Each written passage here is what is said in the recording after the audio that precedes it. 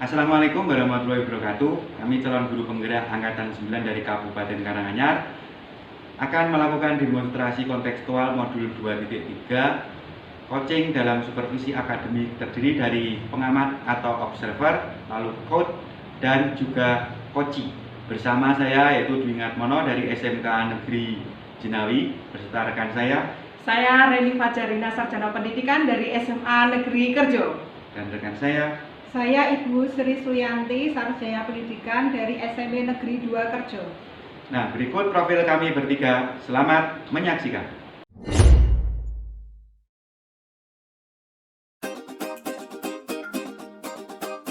Deposit photos music. Assalamualaikum warahmatullahi wabarakatuh, Bu Reni. Waalaikumsalam warahmatullahi wabarakatuh, Bu Sri. Gimana kabarnya ini? Alhamdulillah, baik Bu Sri. Iya, baik ya. Nah, Bu, sebelum kita melakukan coaching, sebagai awal saya akan melakukan beberapa pertanyaan nih, ya Bu ya. Ya, yang pertama, saya akan mendiskusikan tentang rubrik penilaian kita hari ini, yaitu pada coaching, di mana hari ini antara coach dan coaching itu akan saya amati dan saya nilai sesuai dengan rubrik penilaian. Apakah sudah sesuai dengan alur tirta atau belum? Kemudian bagaimana Ibu memberikan pertanyaan berbobot pada kuci, ya. Dan juga bagaimana kuci tersebut merespon atau menanggapi pertanyaan dari kucinya. Nah, jangan lupa yang disesuaikan dengan prinsip coaching diantaranya kemitraan, proses kreatif, dan memaksimalkan potensi. Ya. Pertanyaan pertama nih Bu ya, yang saya akan tanyakan kepada Ibu adalah kompetensi apa yang akan Ibu kembangkan pada coaching kali ini? Oke, kompetensi apa ya? Begini Bu, jadi potensi yang ingin saya kembangkan dalam proses coaching ini nanti, yaitu yang pertama Bu, Kuci mendengarkan aktif apa yang saya berikan pertanyaan, dan pertanyaan-pertanyaan yang saya akan berikan itu yang berbobot itu begitu. Selanjutnya ya Bu ya, pertanyaan yang kedua, kompetensi mana yang ingin akan Ibu kembangkan secara spesifik yang ingin diobservasi? Oke, kompetensi spesifik ya. Jadi kompetensi spesifik yang nanti saya akan kembangkan di sini yaitu bagaimana dalam proses mendengarkan itu aktif itu. Jadi mendengarkan aktif dan memberikan pertanyaan-pertanyaan yang berbobot gitu. Kemudian pertanyaan terakhir ya Bu ya, indikator yang bagaimana yang ingin Ibu inginkan dalam proses coaching kali ini? Iya, saya sebagai coach begitu, saya ingin bahwa coach nanti yang saya akan ajak untuk berkolaborasi, berdiskusi ini dapat menemukan solusi begitu ya Bu ya, dari permasalahan-permasalahan yang disampaikan kepada saya, dan coach tadi akan dapat menemukan sendiri langkah-langkah dalam mengatasi permasalahannya sendiri begitu. Demikian dulu ya Bu ya, observasi kali ini. Ya, silakan Ibu melakukan coachingnya terhadap coaching, begitu ya Bu? Iya, siap Ibu. Assalamualaikum warahmatullahi wabarakatuh. Waalaikumsalam warahmatullahi wabarakatuh, Bu Reni. Ya, gimana kabarnya hari ini? Alhamdulillah ya. Ya, sehat selalu Pak Dwi. Ya, oke. Pak Dwi, dengar-dengar Pak Dwi itu kemarin kayaknya sudah WA saya deh. Katanya mau menyampaikan sesuatu. Apa sih yang ingin diceritakan? Iya Bu, betul sekali. Ada sesuatu yang ingin saya sampaikan kepada Bu. Ya, apa sih sebenarnya kan penasaran juga dalam cerita itu. Tapi kebetulan waktunya nggak banyak itu, hanya cukup 15-20 menit ya kita ngobrol-ngobrol di sini. Nanti seperti apa sih yang ingin disampaikan dari Pak Dwi? Ya Bu, nggak apa-apa. Begini Bu, terkait dengan melekan di sekolah Bu. Jadi saya perhatikan kok dari tahun ke tahun itu tidak ada perubahan. Model penyampaian materi, pembelajaran yang masih menggunakan metode konvensional saja gitu. Jadi masih menggunakan ceramah lagi dan ceramah lagi. Nah, padahal kan kalau kita ketahui saat ini kan teknologi itu sudah sangat berkembang. Betul. Jadi teknologi berkembang, harusnya kan pembelajaran juga semakin canggih gitu. Nah, tetapi guru-guru di sekolah itu tidak mau yaitu terjadi perubahan. Jadi hanya mengandalkan metode lama ya saja ya seperti itu. Ya sehingga pembelajaran ya jadi kurang bervariatif seperti itu permasalahannya. Oke, baik. Ini permasalahannya berkaitan dengan pembelajaran ya, yang dimana masih belum variatif permasalahan dari itu. Dari pembelajaran yang kurang variatif ini, dari rekan-rekan semua guru yang ada di situ ya, hampir semua ya. Apakah begitu? Iya. Kurang bervariatif atau medianya atau model pembelajaran masih model yang lama. Oh gitu. Tapi kira-kira ini deh Pak, dari percakapan kita tadi Pak Dwi sudah menyampaikan kok kurang variatif dari rekan-rekan guru gitu. Sebenarnya apa sih yang ingin Pak Dwi ini ya harapkan atau ingin dapatkan dari cerita ini? Ya, dari yang saya istilahnya utarakan tadi. Iya. Jadi menghendaki ya adanya perubahan atau mendapat adanya perubahan itu di sekolah. Jadi khususnya dalam penyampaian materi pembelajaran itu. Jadi tidak hanya fokus pada metode ceramah saja.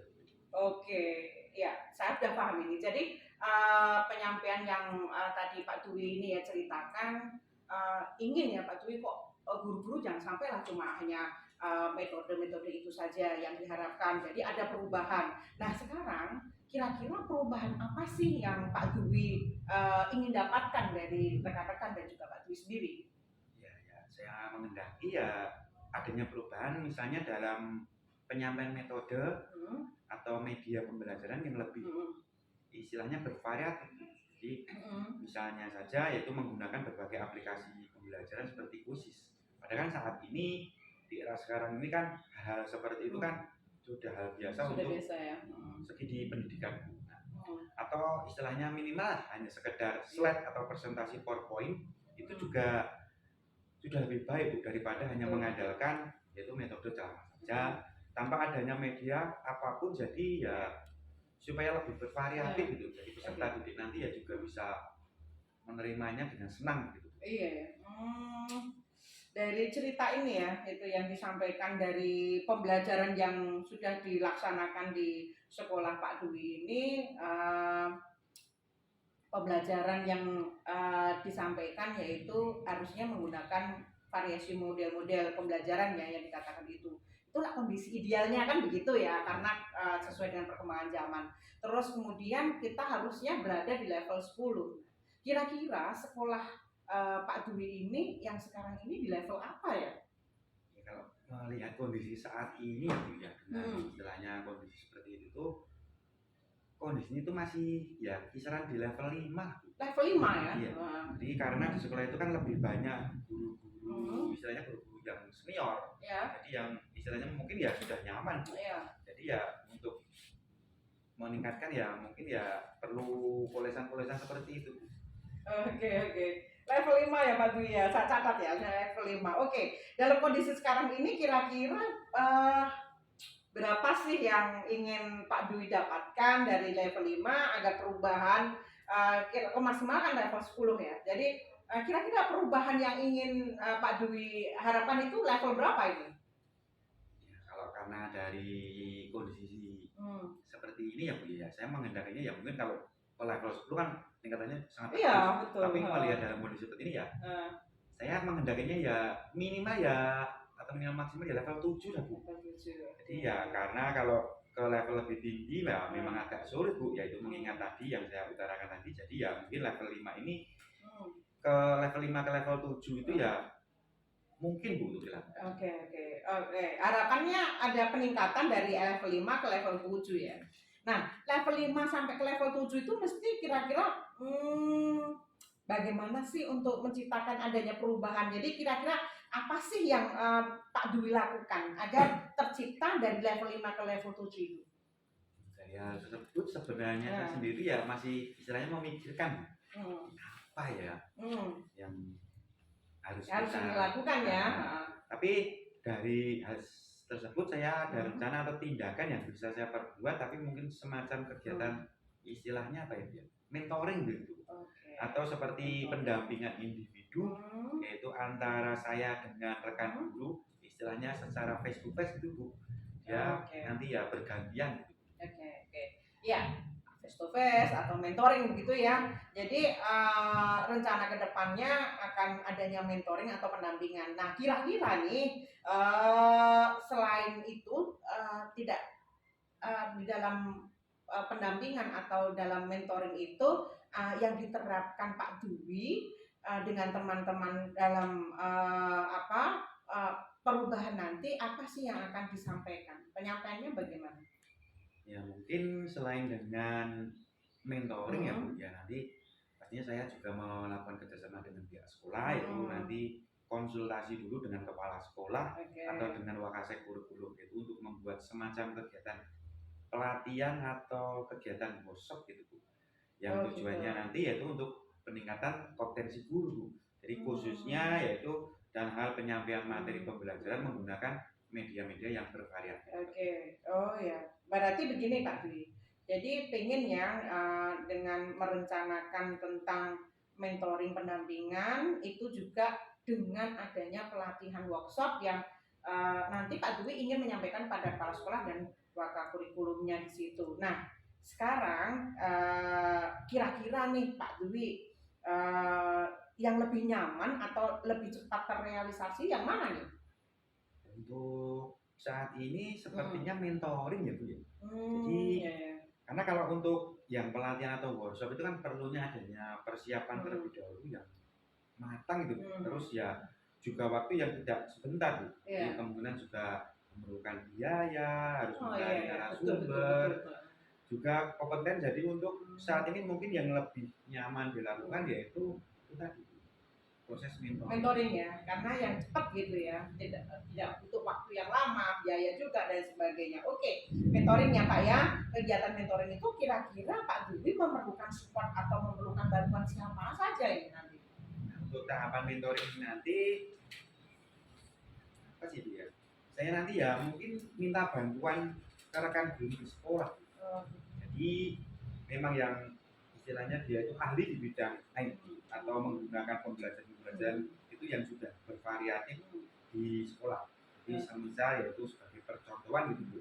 Karena di sekolah itu kan ada ide juga nanti kita minta bantuan itu dengan istilahnya rekan yang paling dekat dengan saya nanti yang memahami tentang IT nanti supaya membuatkan model atau video belajar. Oke, berarti Pak Dwi ini ingin melakukan mentoring ini dengan cara berkolaborasi ya Pak Dwi ya, dengan rekan-rekan kerjanya. Nah, kira-kira kapan nih Pak Dwi ingin merealisasikan mentoring? Ya istilahnya perubahannya itu sudah semakin cepat Bu. Jadi insya Allah ya secepatnya Bu, yaitu mungkin minggu depan insya Allah saya akan melakukan atau mencoba berkoordinasi dulu berkolaborasi dengan rekan sekolah. Saya akan mencoba untuk melakukan kegiatan mentoring tersebut. Oke, wah luar biasa. Bagus sekali Pak Dwi. Nah, sekarang kira-kira gini Pak Dwi, dari percakapan kita hari ini apa sih yang didapat dari Pak Dwi dari percakapan kita ini? Ya, dari percakapan kita hari ini ya Bu, yaitu saya mendapatkan pastinya tentang gambaran. Jadi apa ya yang nanti ingin saya kembangkan? Nah, bagaimana cara untuk menjadikan itu terjadinya perubahan di sekolah saya itu dengan cara adanya kegiatan mentoring.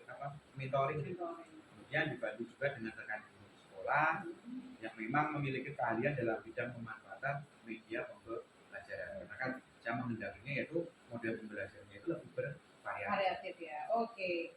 Alhamdulillah sekali ya Pak Dwi, di dalam percakapan ini kita punya gambaran ya, sudah punya gambaran Pak Dwi tadi dengan permasalahan-permasalahan bagaimana menciptakan adanya suatu perubahan pembelajaran yang lebih baik dan lebih bervariatif. Saya tunggu nanti ya kabar-kabarnya Pak Dwi setelah melakukan mentoring. Saya sudah tidak sabar lagi nih untuk mendengar cerita-cerita Pak Dwi lagi kepada saya, dan saya akan menggunakan waktu untuk mendengarkan cerita Pak Dwi lagi.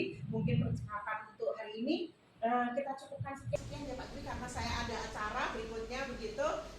Semoga rencana-rencana Pak Dwi dengan harapan-harapan Pak Dwi dengan baik itu akan berkolaborasi dengan teman-temannya itu bisa berjalan dengan baik begitu Pak Dwi. Ya Bu, terima kasih sekali karena Ibu sudah mau meluangkan waktunya, sudah mendengarkan keluh kesah saya, dan mudah-mudahan apa yang nanti saya lakukan ini bisa bermanfaat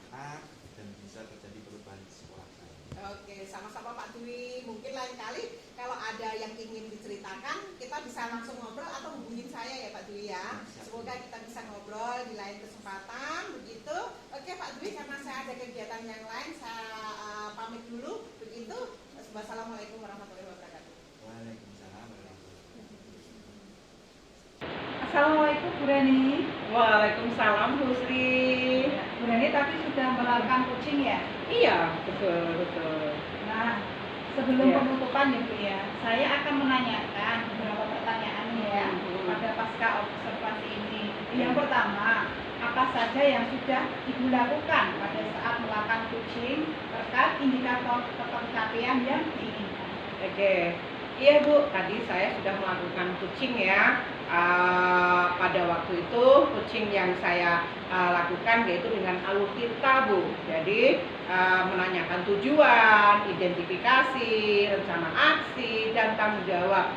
Sehingga alur tersebut itu bisa menggali dari coachingnya untuk menceritakan permasalahan dan menemukan solusinya begitu Bu. Ya.